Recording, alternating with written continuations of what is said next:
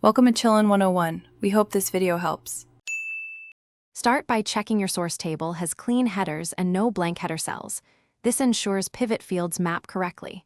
Once done, open the Google Sheet and navigate to the sheet that contains the pivot table, or insert a new pivot on a blank sheet by choosing Data Pivot Table.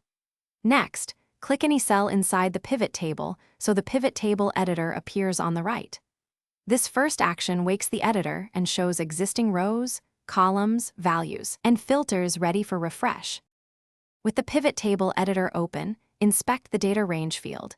If you added rows, make sure the range extends to include them, or change it to an open-ended range like A1, G1000 to auto-include future rows.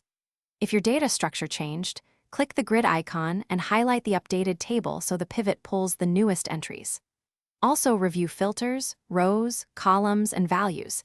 Change field selections if new columns need summarizing. This ensures the pivot recalculates from the correct source.